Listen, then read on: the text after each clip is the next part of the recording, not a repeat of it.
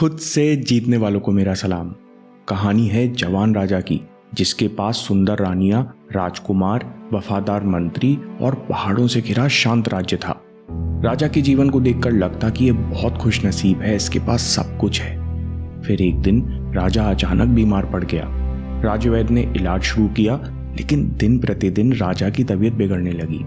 फिर एक दिन राजगुरु आए और राजा को अकेले में बताया कि इस बीमारी का इलाज संभव नहीं है, ये आपका आखिरी समय है।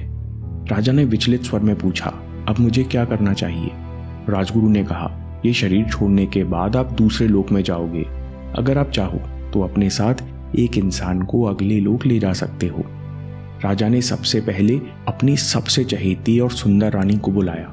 राजा रानी से बहुत प्यार करता था और रानी को दिन भर निहारा करता। राजा ने रानी से कहा, मैं कुछ ही दिनों में ये शरीर छोड़ने वाला हूँ। राजगुरु ने कहा है कि कोई एक प्रियजन मेरे साथ परलोक चल सकता है। तुमने हमेशा मेरा ध्यान रखा और मैंने हमेशा तुमसे प्यार किया। क्या तुम मेरे साथ मरकर दूसरे लोक चलोगी? पहली रानी ये सुनकर डर गई। उसके हाथ पैर कांपने लगे। वो आंखों में आंसू भर के बोली, मुझे मृत्यु से बहुत डर लगता है। इतना कहकर वहां से भाग गई। राजा रानी के व्यवहार से अचंभित था, लेकिन उसके पास समय कम था। राजा ने दूसरी रानी को बुलाया, जिस पर राजा को बहुत अभिमान था। राजा हमेशा उसे अपने साथ भ्रमण पर लेकर जाता, क्योंकि वो बहुत भाग्यशाली थी। उसके होने से राजा को किसी प्रकार की चिंता नहीं होती थी। राजा ने दूसरी रानी से कहा, तुम मेरे लिए बहुत भाग्यशाली हो। तुम मेरे साथ हमेशा रही हो। क्या तुम मेरे साथ दूसरे लोक चलोगी? रानी ने कहा, महाराज, मैं मरने के बाद आपके किसी काम नहीं आऊंगी। हमारी शादी से पहले एक साधु ने आशीर्वाद दिया था कि मैं अपने पति के लिए भाग्यशाली रहूंगी, लेकिन विधवा होने पर यह आशीर्वाद खत्म हो जाएगा। इसलिए आपके जाते ही मुझे दूसरी शादी करनी होगी। इसलिए मुझे माफ कीजिए, मैं आपके साथ नहीं चल सकती।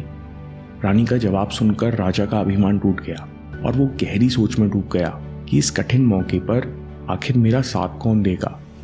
राजा ने तीसरी रानी को बुलाया। राजा को तीसरी रानी पर अटूट विश्वास था, क्योंकि तीसरी रानी ने हर परेशानी में, सुख दुख के समय राजा का बहुत साथ दिया। राजा ने तीसरी रानी से कहा, हम सुख दुख में हमेशा साथ रहे। मुझे दूसरे लोक में भी तुम्हारी जरूरत पड़ेगी। क्या तुम मेरे साथ चलोगी? तीसरी रानी ने कहा, मैं जरूर आपके साथ चलती, पर मैं मजबूर हूँ। हमारे बेटे हैं, मेरा भाई है, मुझे उनका भी साथ देना है। राज्य बहुत बड़ा है, यहाँ मेरे बहुत काम बाकी है, लेकिन मैं शमशान तक आपके साथ जरूर चलूंगी और आपके अंतिम संस्कार को अच्छे से पूरा करवाऊंगी। जवाब सुनकर राजा का दिल बैठ गया। जिस पर खुद से ज्यादा विश्वास था, उसने भी साथ चलने से मना कर दिया। राजा का आखिरी समय नजदीक आ रहा था। एक दिन राजा से मिलने पटरानी आई।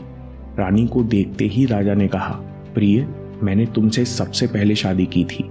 जब भी मेरा मन दुविधा में होता, मैं तुमसे बातें किया करता। मुझे बहुत शांति मिलती, लेकिन आज मुझे पछतावा हो रहा है कि मैंने पिछले कई सालों से तुम्हारे लिए कभी समय नहीं निकाला। आज मैं बहुत दुखी हूँ। अच्छा हुआ तो मुझसे मिलने आ गई। इससे पहले कि राजा पूछते, चौथी रानी ने शांत आवाज में कहा, मैं आपके साथ चलूंगी। मैं कभी आपका साथ नहीं छोड़ सकती। दोस्तों, कहानी के राजा हैं मैं और आप, और हमारी 4 रानियां हैं। पहली रानी है हमारा शरीर।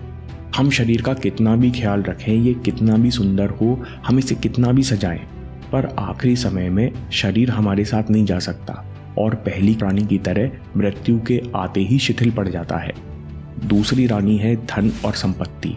हमें धन और बैंक बैलेंस पर बहुत घमंड और भरोसा होता है कि ये बुरे समय पर काम आएगा, लेकिन दूसरी रानी की तरह ये कभी एक जगह नहीं टिकता। ये आपके बाद किसी और के पास चला जाता है।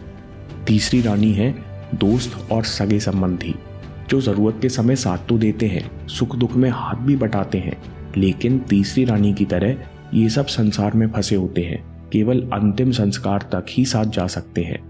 चौथी रानी है आत्मा या मन की शांति, जो पूरे जीवन का स्रोत है। यही वफादार दोस्त है, जो हमेशा साथ देती है और मृत्यु के बाद भी साथ जाती है, लेकिन हम इसे जीवन भर नकारते रहते हैं। आत्मा और मन की शांति की तरफ कभी ध्यान नहीं देते। शरीर और संपत्ति की देखभाल करो, दोस्तों और परिवार के साथ वक्त बिताओ, लेकिन अपनी आत्मा और मन की शांति का ख्याल रखना मत भूलो। नहीं तो किसी चीज में खुशी नहीं मिलेगी।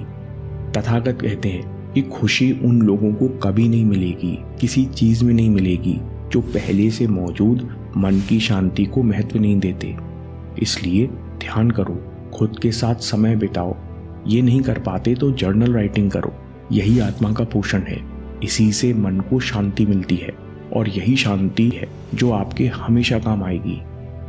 दोस्तों, अगर आपको ये वीडियो पसंद आया तो आभार, आनंद, अनुभूति, पुट डाउन ग्रैटिट्यूड पर अगला वीडियो देखिए। ग्रैटिट्यूड के 7 नियमों को जानकर आपको अभ्यास करने की प्रेरणा मिलेगी। और याद रखिए, आपके समय से कोई वीडियो, कोई ऐप, कोई न्यूज़ कीमती नहीं है। मैं काम के किस्से लाता रहूँगा। हम जीतेंगे।